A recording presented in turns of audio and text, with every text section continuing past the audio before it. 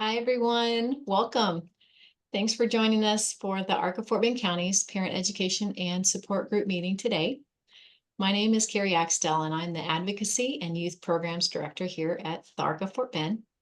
We're a nonprofit organization dedicated to grassroots advocacy, family support, and we also provide a variety of social and recreational programs for youth, teens, and adults with intellectual and developmental disabilities.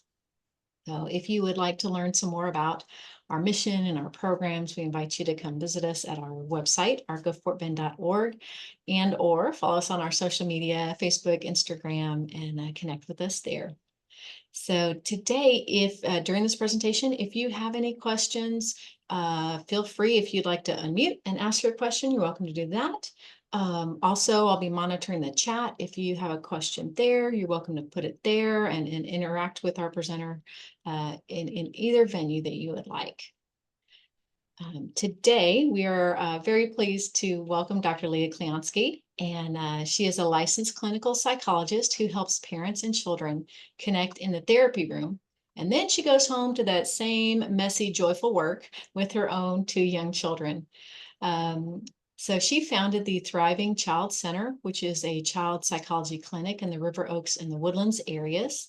And there, her team provides evidence-based therapy and assessment for children and families. She also leads the PCIT experts, delivering parent-child interaction therapy via telehealth to help families build calmer homes and a more cooperative behavior. Dr. Kleonsky hosts the Educated Parent podcast, sharing practical strategies for everyday parenting. And her talks are very down to earth, tool focused, giving parents steps that they can use right away to reduce conflict and teach skills and strengthen connections. So we can have this be a conversation today, again, if you'd like to just kind of jump in. But today's presentation is titled How to Reduce and Sometimes Completely Avoid Conflict with Your Child by Managing Expectations and Validating Emotions. Thank you so much and welcome, Dr. Kleonsky. Oh, it's my pleasure, Carrie. Thank you so much for having me. And it's so nice to meet you guys. My name is Leah Kleonsky. As mentioned, if you're listening to me talk a lot, you can absolutely listen to me on our podcast, Educated Parent. And I do have two little kids at home. So I've been working with kids and families as a psychologist for over 15 years. And then I'm in the trenches myself as a parent. And this is a very small group, especially right now. So we can make this a lot more of a conversation if you would like. So feel free to interrupt me, jump in. I can kind of tailor it to you so you don't feel like I'm just talking at you, and I can make it a little bit more relatable if that's helpful to you. Otherwise, if you're not comfortable, I will just talk and pretend I'm on a podcast and you will just listen to me. So it will all work out. One thing that would be really helpful is if you would put in the chat or say out loud the ages of your children. This will just let me give you better examples that are to your child's actual age range, since the skills we're going to be talking about you can use from like age 3 all the way up. I'll go ahead and share. So I have young adults. I have 19, 20, and 23. And I'm monitoring the chat as well. So we have a parent sharing that one has a 14-year-old tomorrow. So birthday coming up. Ooh, hopefully a fun celebration. Yeah. Wish I were still so excited about turning older every year. My 6-year-old has her birthday planned already, and it's 7 months away. Hey, she is on it. She's on it. She's on it. We'll see if she sticks to her theme. Right. Okay, so I'm going to give you definitely some teen examples because this is very relevant. I'm also going to give you some general examples as well, especially because I know that other people might join later or this is going to be sent out as recordings. So I'll definitely make sure that I include teens, and then we'll talk about just a range of children and different developmental levels as well. All right, so we're talking today about conflict. And conflict is just a part of relationships. It's part of human relationships. And we love our kids, right? We don't really enjoy having conflict with them, but sometimes it happens in our relationships. And I don't have to tell you this, your parents. You go home, I'm sure it happens to you. It happens to me as well. So, first, let's talk about why we have conflict with kids, because there are a lot of reasons why people who love each other can bump heads. One very common reason is we just have different goals. So, they want something or they want to do something, and we don't want them to have it or do it. For me right now, this is a constant battle about candy. My children would always like more candy. I would like there to be some limits on the amount of candy that is had for everybody's health and general well-being, right? But this can be this sort of conflict that can arise. Or maybe your 14-year-old wants to go hang out with friends or spend too much time on screens, and you don't want them to do that as much as they would like to do that. That's another very common differing goal, right? You're both good people, you just have different goals. And sometimes I find even thinking about it this way, like you want this and I want something else, kind of decreases frustration. This can come down to sometimes they want us to do something and we don't want to do it. They want us to take them somewhere. They want us to um, spend all night in their rooms and we don't want to. Or we want them to do something and they don't want to do it. I guess another thought is like, I want you to do your homework. I would like you to clean your room. And they can't or don't want to do that thing. So obviously, if we have different goals, then there's going to be some sort of conflict between us. One other common reason that we have conflict is differing expectations. What do we think will happen? And sometimes these expectations happen, but these problems happen because we're being unrealistic. So I made the mistake recently of taking my kids to a restaurant without bringing enough activities. And it's because I thought we would be in and out of there quickly, but they were like really slow that day. And so my 3-year-old started to lose his mind. And it was because I set an unrealistic expectation. I thought he could sit there for a lot longer than he could really sit there. And this is just the challenge of being a parent. Sometimes we also just don't know what's going on. We think our children have different abilities than they actually do, and we don't find out until there's conflict. Sometimes they have unrealistic expectations of us. Have you ever had a child throw a fit because you did not hand them the right colored cup? How were you supposed to know what colored cup they wanted? They didn't even tell you. My husband got in trouble with my kids the other day because he did not know a story that I had made up and was therefore unable to tell them the story. And they were very upset. And kids often have unrealistic expectations of us because they think we know everything, right? They just think our knowledge and power is like unfettered. So it's raining, I'm mad at mom. I have to wake up, I'm mad at dad. So these unrealistic expectations often happen. And sometimes we just have different expectations about a situation. Our child will think one thing is going to happen and we'll think a different thing is going to happen. And then when those expectations don't align, then there's a lot of frustration. So I'm not going to talk too much more about this third part because that's one of our major topics for today. Sometimes we just lack clear communication. Sometimes we can't or we don't clearly communicate our needs and expectations.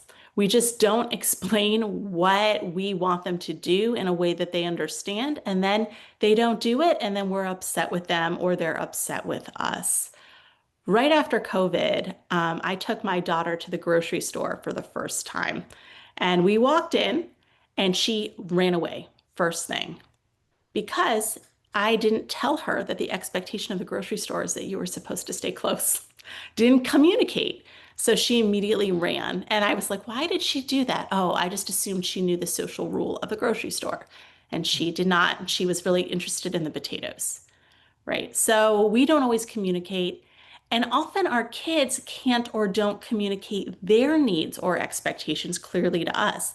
They're just melting down, and it's because it was too loud there, or they got overwhelmed there, or they were hungry there, and they don't tell us. And sometimes that's because it doesn't occur to them that they should tell us. Sometimes it's because they don't know themselves what's going on.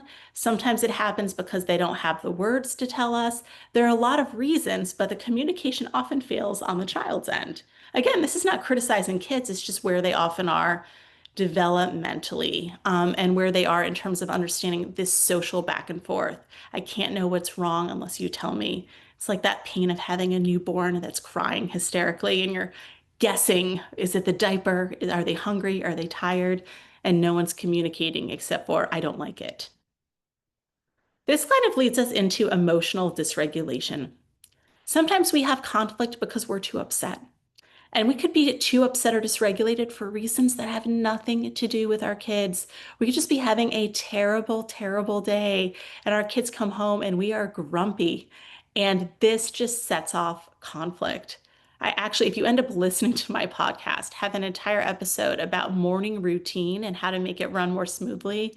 And the secret lesson in there is that the problem with the morning routine was me being too dysregulated, right? So I was ruining the vibe and setting my kids off. Sometimes they're too upset. Like there's things going on with them. They had a bad day at school. You don't even know. They had a fight with their best friend. Their teacher yelled at them.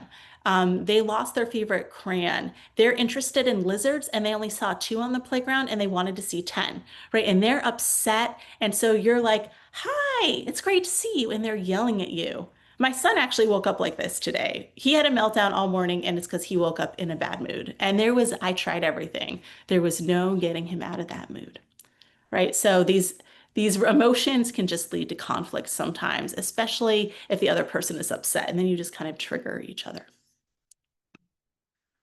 There's also there can be a real lack of perspective taking and validation. So sometimes as parents, we really struggle to put ourselves in our child's shoes in a situation. We forget that certain things are really, truly, deeply important to them, and we're dismissive.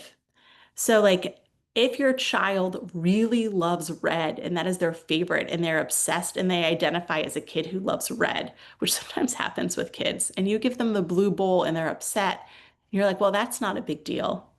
You're going to see intensity of their reaction rise.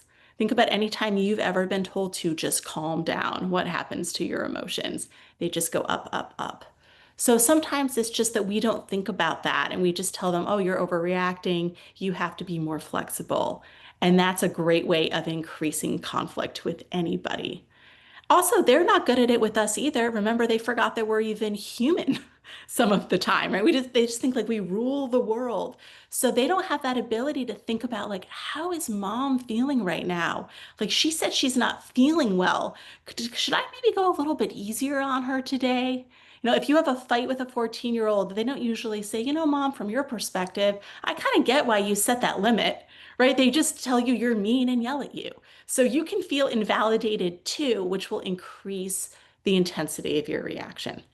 All right, I'm going to take a little pause for a minute. Does anyone have any thoughts about these reasons for conflict with kids? Do you see them coming up with you or any comments you want to make either verbally or in the chat?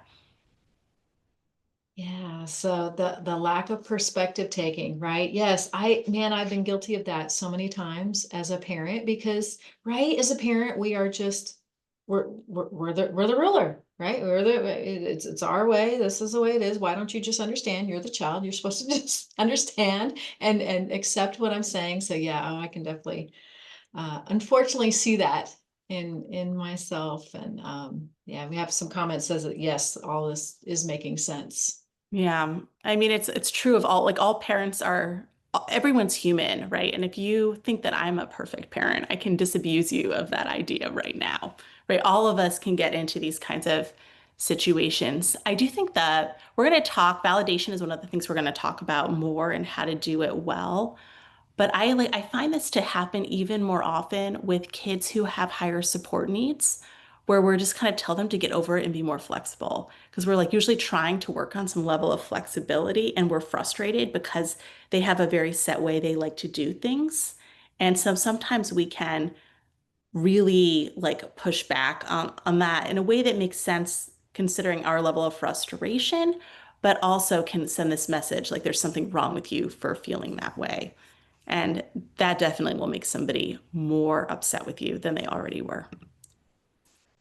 So sometimes conflict with kids is just unavoidable, right? I told you like we're going to talk about ways we can avoid and de-escalate, but sometimes you just need to have conflict with kids and it's fine, right? Sometimes you just need kids to do something or not do something. Like they cannot hit their sister and you have to set a firm boundary or you have to leave the house, right? Like there are times where they're going to want to watch screens all night and you're not going to allow it.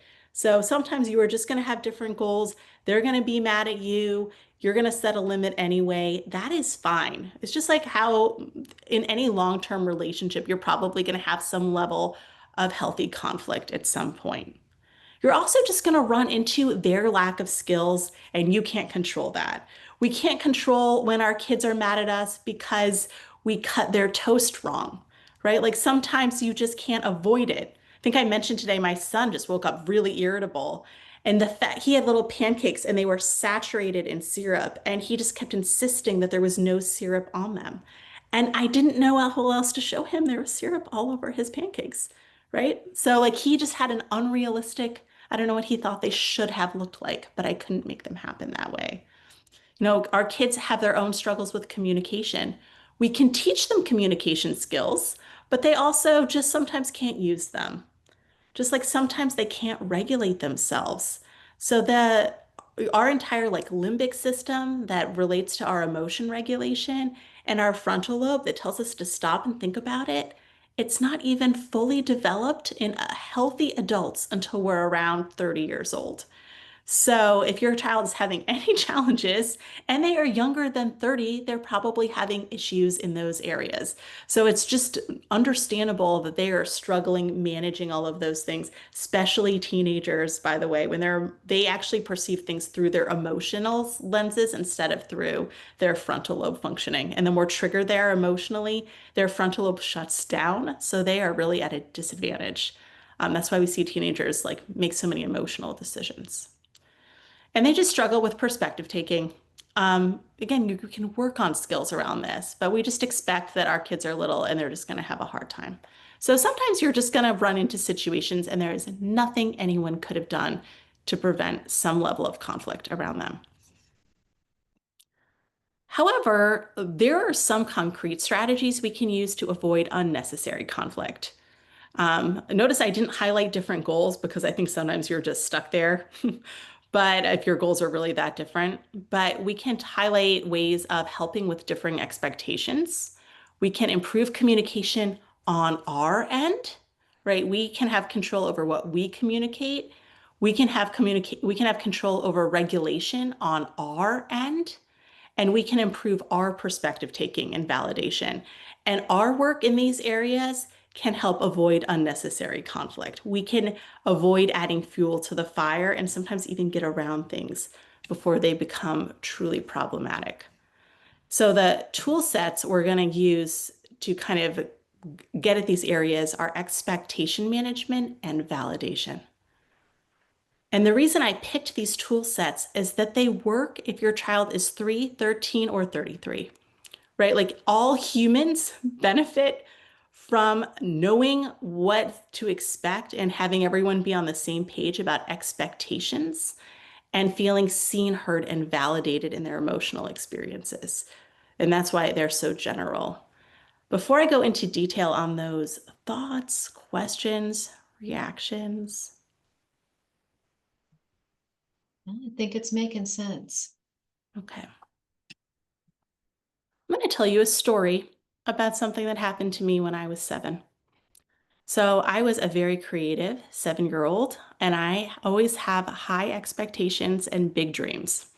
So this is actually a timely story because it happened right around Thanksgiving. I'm not Thanksgiving, Halloween. So when I was 7, I had a dream, and that dream was that I was going to make a haunted house in my playroom that was so terrifying that my parents would be genuinely full of fear and run screaming from the room out of the door and down the street. Like that was the vision of this haunted house. I wanted them to not know it was me and be truly terrified. That was my expectation. And I didn't doubt for 1 second that I could make that happen because I had a plan. First of all, I had a witch's costume. It was a good witch's costume. I'd worn it the previous Halloween and people had complimented it. So I knew I could look scary. My brother was 2 years younger. He was going to be a bat. He had worn that Halloween costume before too. We thought it looked a lot like a bat.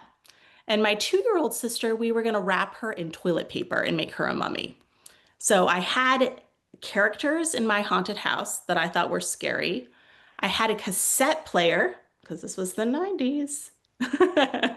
So I had a cassette player of scary Halloween music that could be played, and I had fake eyeballs. So I took ketchup, mixed them with water, and I had blood. I was like, yes, these are the ingredients of a terrifying haunted house. And when my parents walk in the door, they will see the scene of blood and eyeballs and scary witches and bats and mummies, and they will be so scared that they will run out, like literally screaming.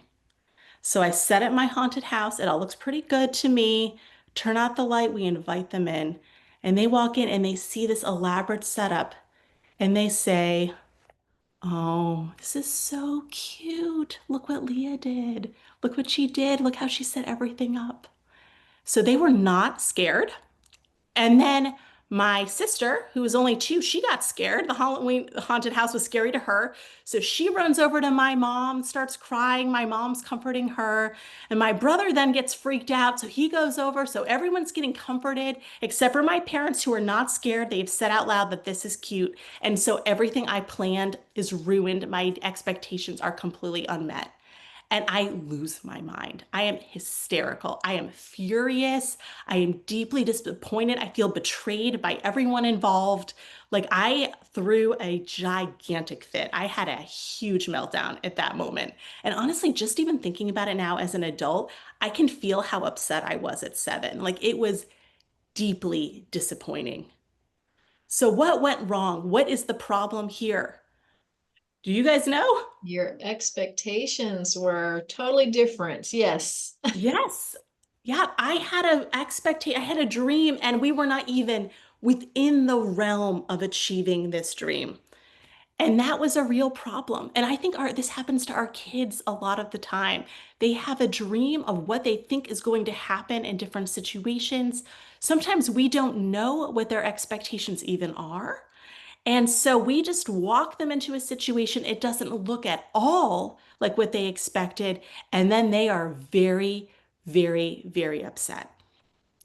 Now, if my parents had been perfect parents, right, which of course we can't expect, even though they were both psychologists, so maybe we could raise the bar slightly.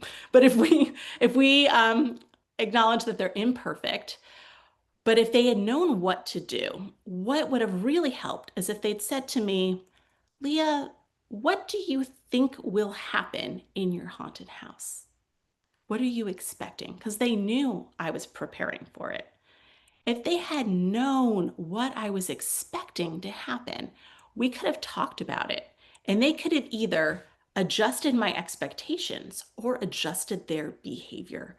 We probably could have solved this so that I was not so devastated, but we didn't communicate about it either because they didn't realize that I was this set and had this sort of vision, or it didn't occur to them to help me with that expectation management. We could have had no conflict potentially. So sometimes we can think we're on the same page with our child, but we're not. So it can make a lot of sense that a kid will be upset if they think that one thing will happen, but something else happens instead. Just like it's hard for us if we think one thing will happen and another thing happens instead. Like it's hard on literally everybody. So, what we want to do is make sure that we're being realistic in our expectations of our child, right? Like if I had taken my child to the restaurant with enough toys, that would have been helpful in achieving the outcome that I wanted instead of me getting frustrated. And we also need to check in with our kids about their expectations for what they think will happen in different situations. I mean, I ran into a slight moment of this with my 6 year old on Valentine's Day last year. I was like, okay, it's Valentine's Day. We're gonna have pizza and a movie. That's what she wants. So I got pizza, we set up a movie, and she said, "Oh, this isn't what I thought would happen." I was like, "Oh, what did you think would happen?" Oh, I thought we would have a feast like Thanksgiving. I mean, she wasn't actually that devastated, but it didn't even occur to me that that was her expectation. So I didn't have a chance to either tell her in advance not to expect that or to serve turkey, which I guess maybe I would have done if I had known. Right? We don't always have to change what we're going to do, but it's really important to know if we can, because it will avoid a conflict, especially if you have a child who is either very creative or a child who's very rigid and used to things going a certain way and has a really hard time if things don't go that way. So let's talk about 3 steps, 3 actual things you can do. And by the way, I have handouts for these as well. Okay. Ask your child about their expectations in advance. If you think that there is a possibility that you're not going to be on the same page, just ask them.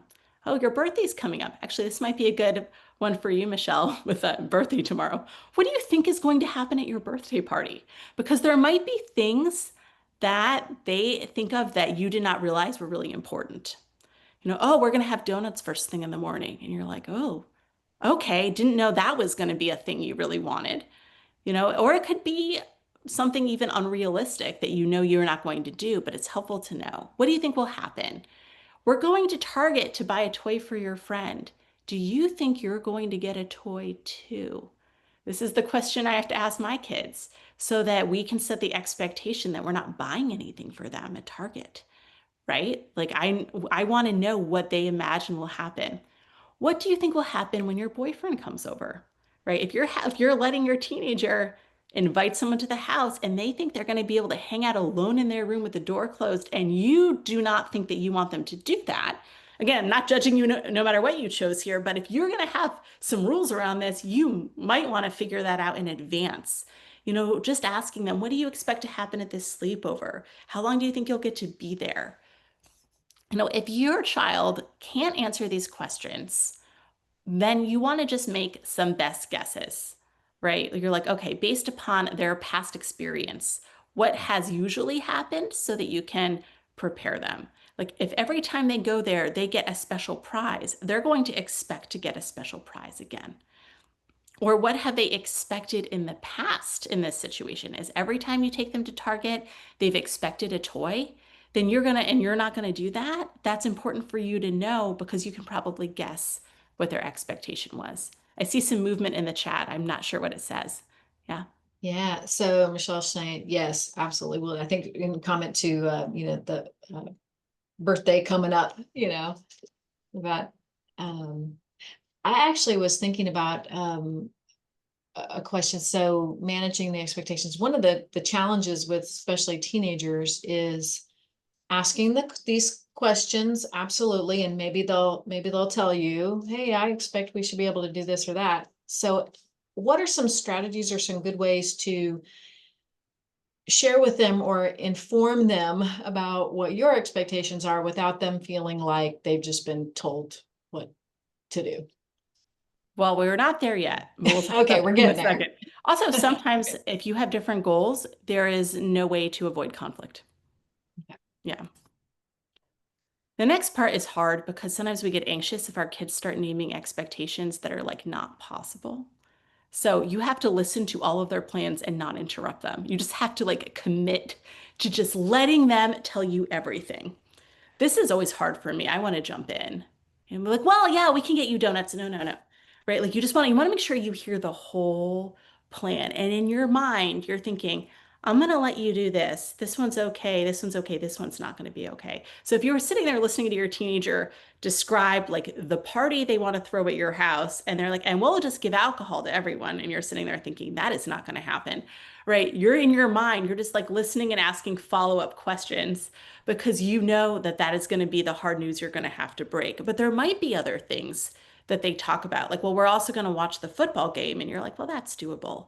Right. So you're just trying to get the full story because usually if people feel like they've been fully heard, then they're a lot more able to tolerate feedback that they can't have what they want versus if they haven't gotten what they want to say out yet, right? If they feel like you haven't really understood their entire perspective.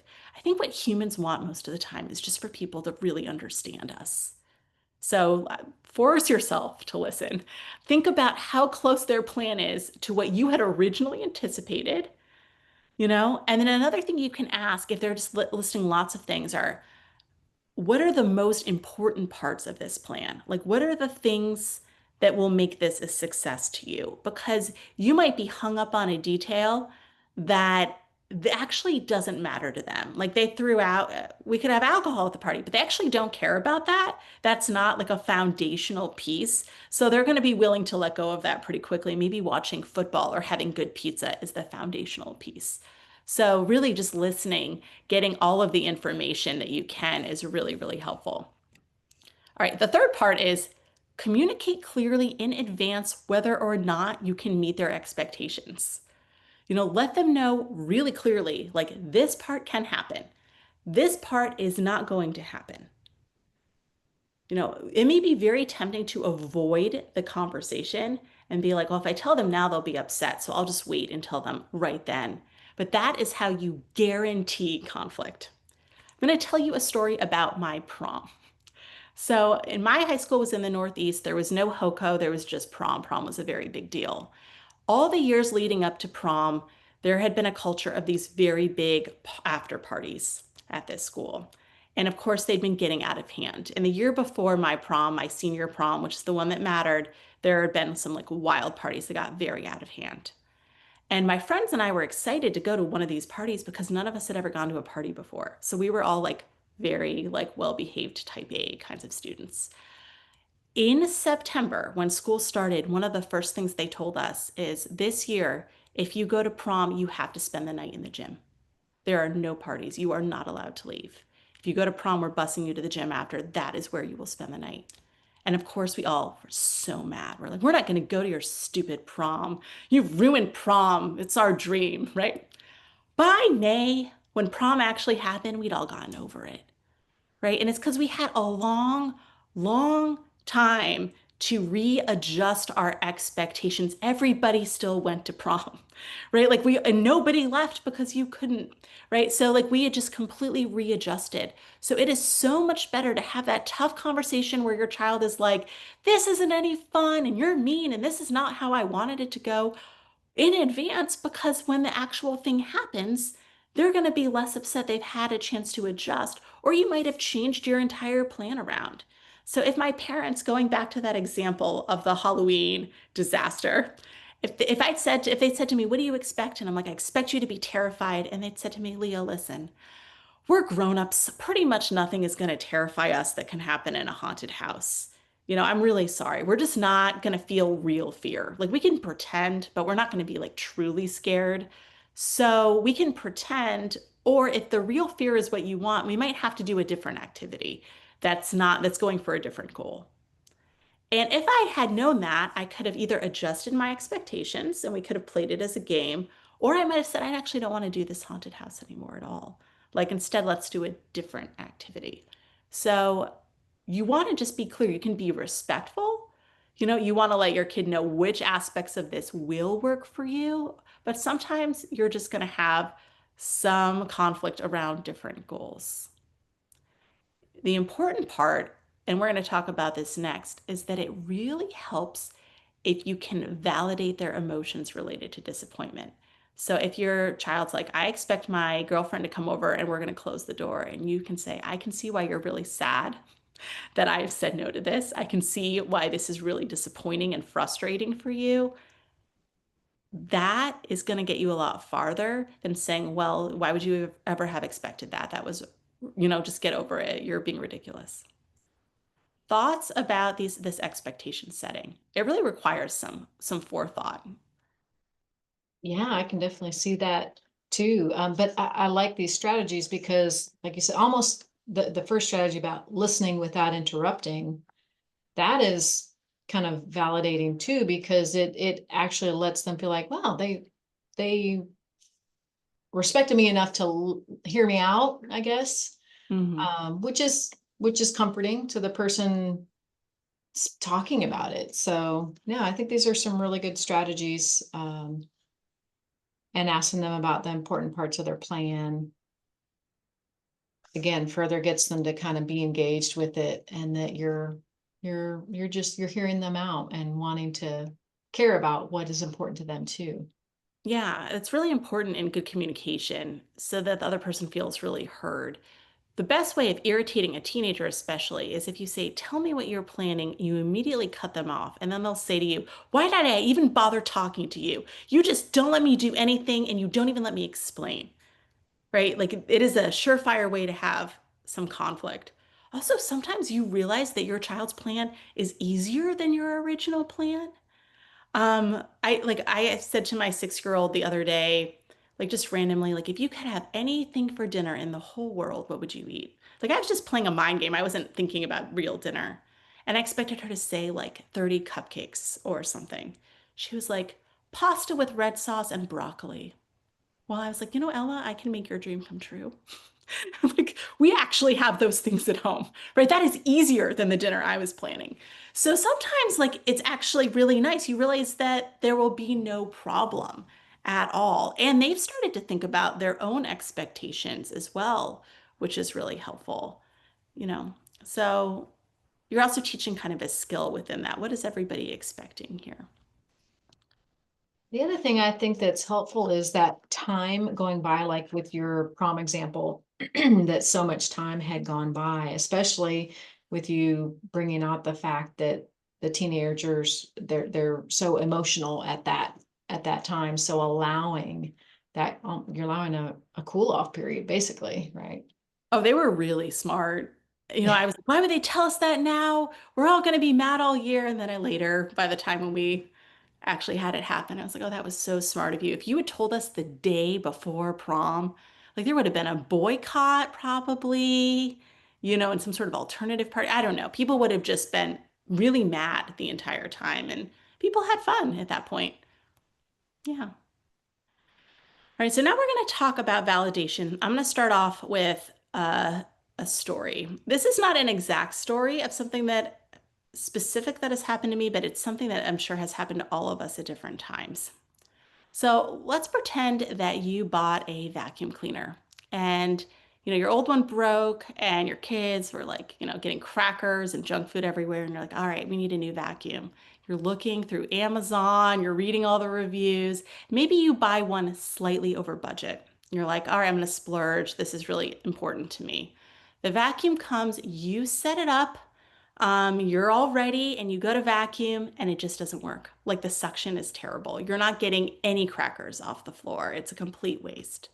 So you call customer service and you like fight with AI. You press like zero a million times and you say like talk to a person more and more aggressively. And finally you get a customer service person on the line and you say to them, "I just bought this really expensive vacuum cleaner and I needed to vacuum up these crackers and it's not working and I'm so mad."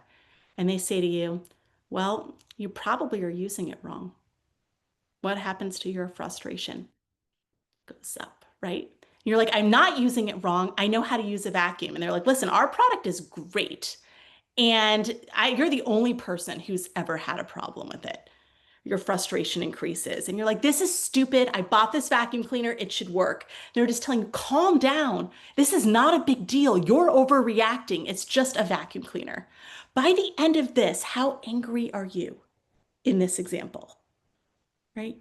This isn't real. This isn't even happening. I'm starting to get worked up, right? Just like the idea of someone just shutting that down over, well, maybe you should have done more market research. Maybe this is all your fault. Didn't you see that bad review 5 reviews back? You should be a more considerate customer. Like the more that you are told to calm down, that you're being ridiculous, that you're doing it wrong, that it's stupid, the more your frustration is. But by the end, you're probably are screaming at the person on the phone. Like I'm pretty calm, in these moments, but I could see myself eventually yelling if I got this level of feedback. Let's compare that to the same situation where you call customer service and you get through AI and all of that is very annoying.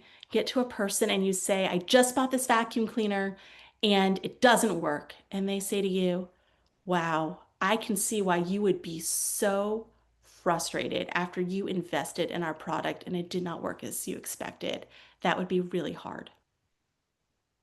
And you're like, "Yeah, that is really hard. I'm really upset." And they're like, "Yeah, you are upset. I would also be upset if this happened to me. Your frustration just goes down. Notice they haven't even offered a solution yet. They have not said, I'll send you a free vacuum cleaner. You can have a refund. Just that, like, I can see where you're coming from and it makes sense, brings people down in their frustration level almost immediately. And that is why customer service agents are trained in the art of validation. They all get training specifically on how to validate their angry customers because it is the absolute best way of getting people to chill out and be reasonable is by saying to them, your feeling makes sense in context. Thoughts about this? Have any of you had an interaction with a really good customer service rep or a really bad one who clearly was not good at their training? Yes, yes, I probably both. Good ones and bad ones. Yes. Hmm. Yeah. You know, one of the big fears about validation, and we'll talk about this more in a little bit, is people are afraid that if they tell children that their feelings make sense, then it will actually make them more upset. Like, oh, if I tell you that you're right, then you'll be more upset, and then I'll have to give in and give you what you want. And it's the exact opposite. Because the more that we feel that someone else understands us and can see where we're coming from, the better we feel. It actually brings the emotional intensity down. Now, validation is hard. It's one of these tools that people think they're doing really well and often don't really understand what it is that they're supposed to do. So it's really common for me to talk to parents and I'm like, how did you handle that? And they're like, well, I validated their feelings. And I'm like, tell me what that sounded like. And it turns out that what they're not doing, they're not actually validating. What they're doing is they're just reassuring. So, validation says to someone else, your feelings, thoughts, and actions make sense and are understandable in your particular situation. Basically, I can see why you would feel the way you are feeling based on your perspective. It makes sense to me. You can say this about things that you would never feel or think. I can see why you're upset that you didn't count enough red cars on the way to school. Red cars are really important to you, and it was hard for you not to count enough. Do I care about red cars? No. Could it be really hard for a kid who does care about red cars? Absolutely. That's validation. Reassurance is when we say to someone, it'll be okay. It'll be fine, right? That's reassurance. Don't worry about it. Those are not validation statements, and they often make someone more upset. Validation is when you're like, I get it from where you are coming from. Any thoughts about this before I go into more detail? It's really not easy to do this all the time. Yeah, I guess I didn't really think about the distinction because we kind of do think reassure. Oh, well, I told you it's okay. No, but that wasn't, you still didn't hear me. You told Right. me it's okay, but you didn't really hear me. Yeah. Like if you say, oh, I'm sorry you didn't see enough red trucks, not validation. That's like, it's a sympathetic statement to make, or don't worry, we'll see more tomorrow. Again, sympathetic statement to make might reassure somebody, but like, I get why, in your perspective, that would be hard. That is the statement that's really going to resonate and calm somebody down. I can see why you were angry at Sam. Your response makes sense to me. Invalidation is when we communicate the opposite, either on purpose or not, where we basically say your thoughts, feelings, and action don't make sense. They're manipulative, they're stupid, they're an overreaction. It's not important to me. That's not my problem, is an invalidating statement.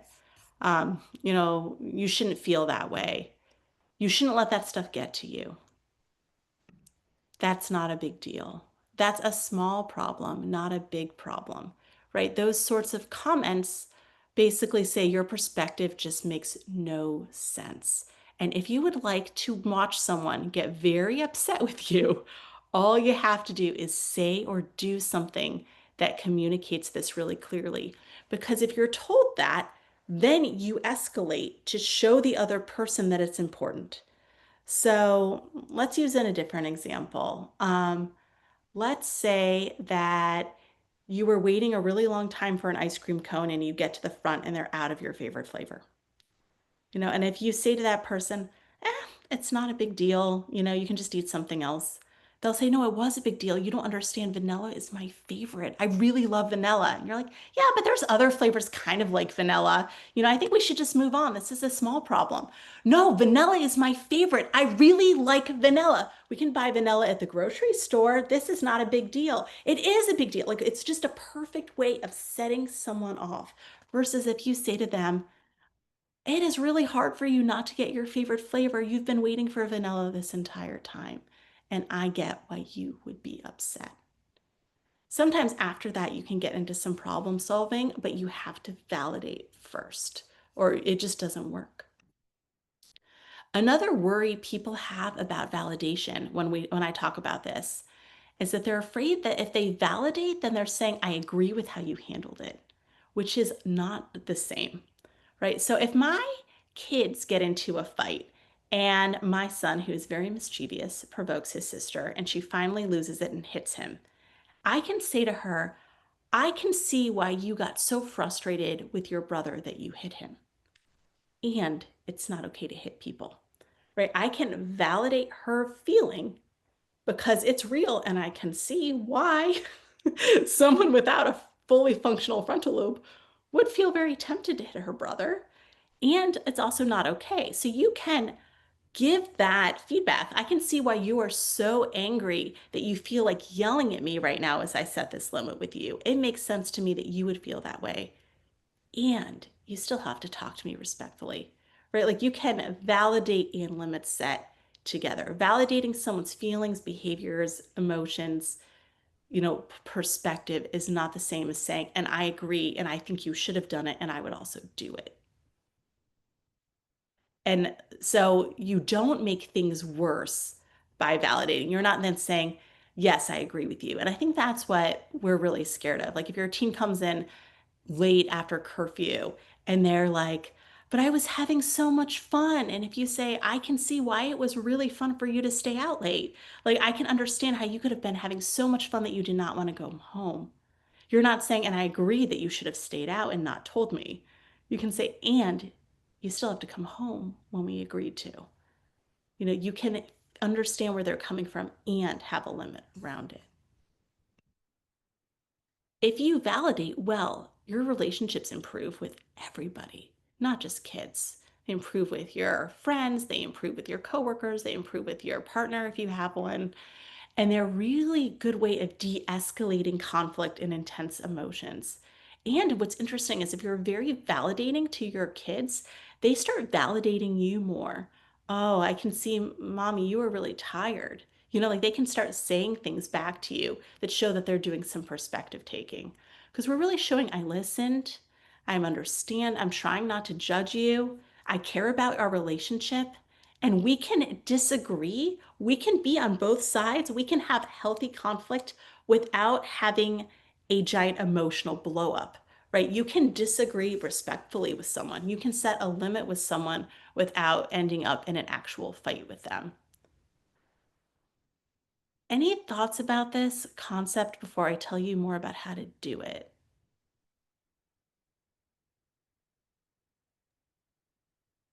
No, nothing in the chat. Yeah, we're ready for the ready for the additional steps. Okay. Again, I have a hint up for this too. The first part is a thinking part. Before you react, think about why your child's emotions and behaviors make sense to them and empathize for yourself. Everyone's behavior makes sense in context. So think about what your child is, what they were thinking, what they were feeling, what they were experiencing that would help you understand their perspective from their side of things. Sometimes when I say this to parents, they say, well, what if their feelings, emotions, and behaviors don't make any sense? And that's when I say you're missing something. If I cannot see why your behaviors or emotions make sense to you, then I am missing information that is relevant to help understand you. Or I need to like look further and kind of expand my imagining of what it is like to be you in this context. Because absolutely everybody's emotions can make sense if you are looking at it from their side of things and from where they are coming from in that time. If you're really stuck, you can even say to someone, I know that there's a good reason for you that you felt this way. I'm having a hard time like grasping it right now, but I know that there is something going on that makes this make sense for you. Because there is there, or else it wouldn't be happening, right? There's something going on, even if you don't know what it is. So you not knowing does not mean it doesn't exist because we're not, we don't know everything, right? Like if your teenager is yelling at you, we don't know that they had a fight with their best friend 1 hour before. There's something going on with them. You just don't know. You don't have the full context of what's happening for them right now. And this is true for every kid.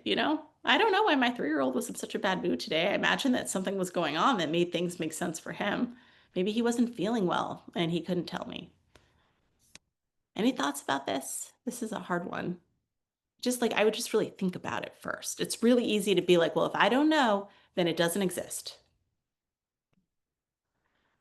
The next part is you want to communicate to your kid that their feelings and behavior make sense.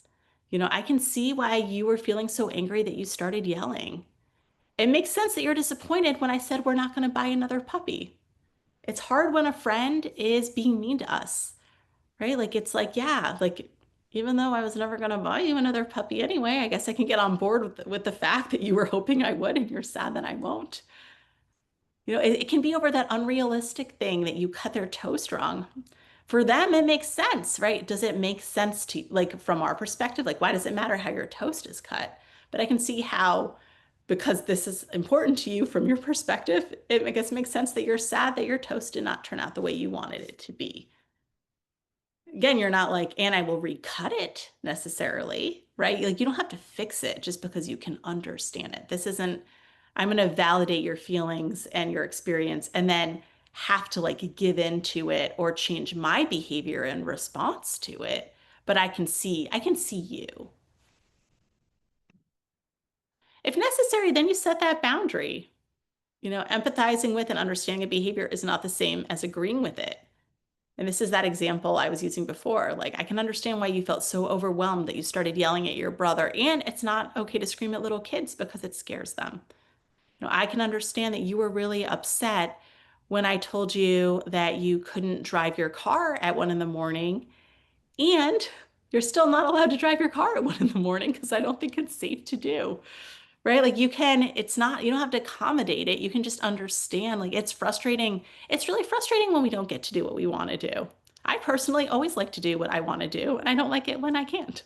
And that's okay. When you're an adult, you have so much more freedom, honestly, to set up the world around your own like likes and dislikes and expectations. And kids just don't have that freedom to do that a lot of the time.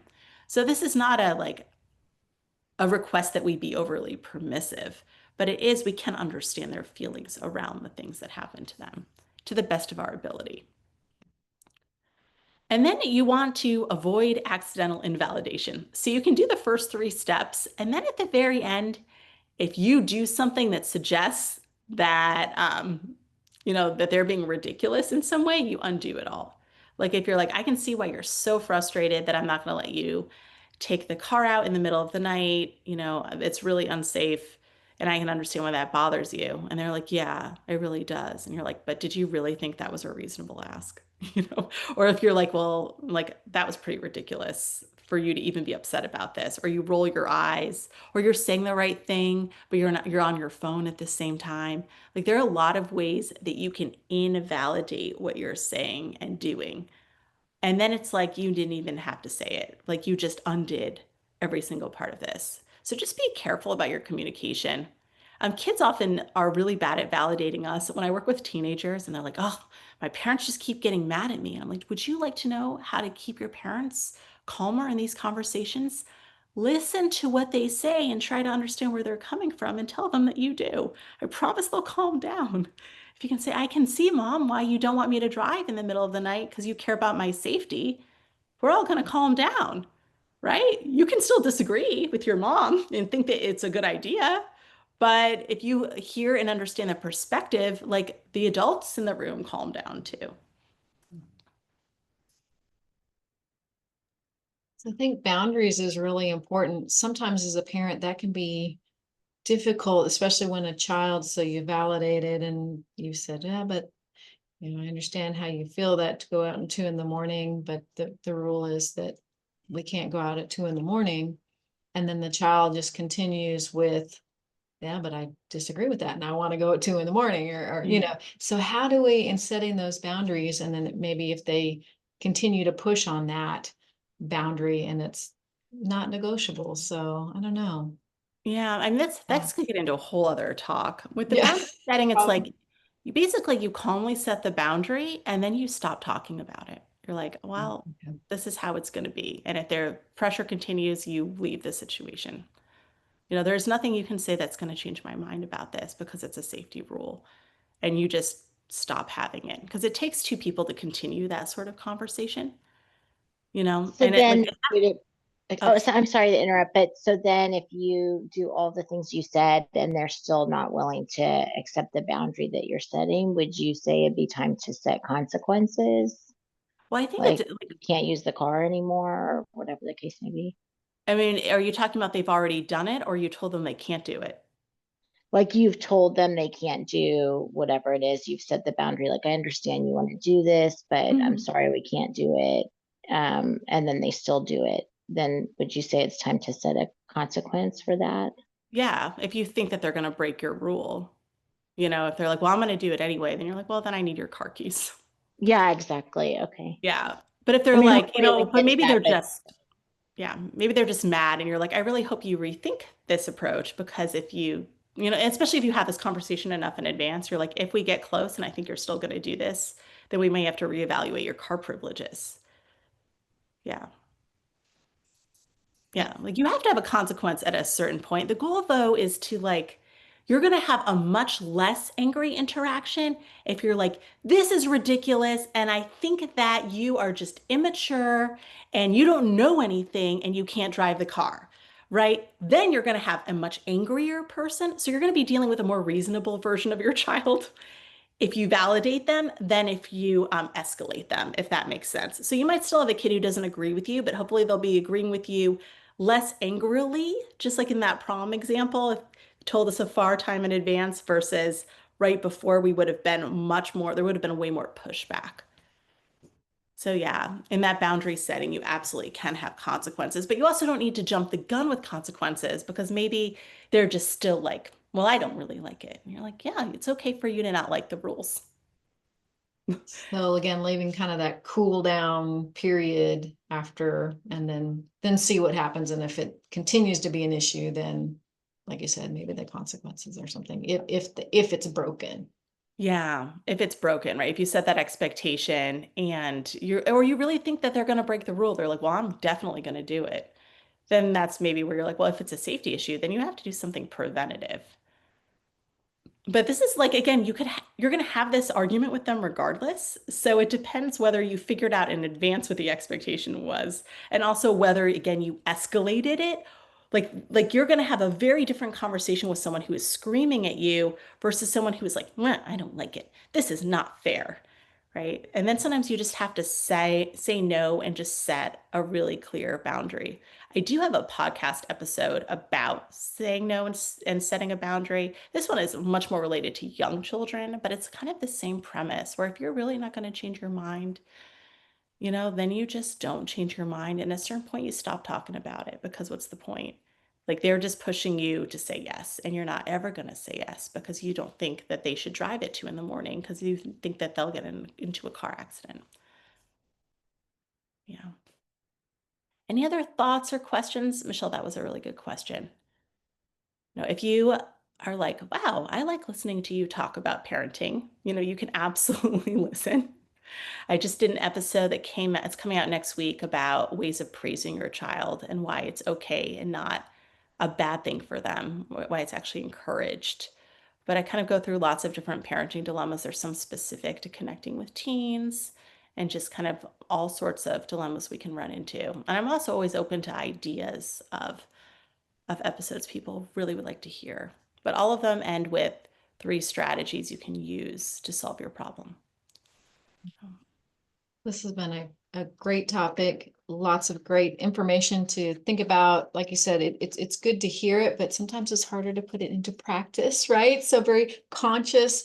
I was making a lot of notes, and thank you for sharing those the handouts that you'll share with me. I will be sharing this recording and the resources and a way to contact Dr. Klonsky if you all have any questions. So I will be sharing that out. But thank you so much, Dr. Klonsky, for your time and for sharing this. Sometimes, conflict, right? It's might be inevitable, but some great strategies for how to reduce that and deal It's, with it. it's my pleasure. You can definitely reach us at Thriving Child Center or PCIT experts if you feel like you want some extra support around these kinds of things. But nobody's perfect. I'm certainly not a perfect parent. I'm just a very educated one. All right. Thanks so much Appreciate for having me. sharing that education with us. Thank you. It's my pleasure.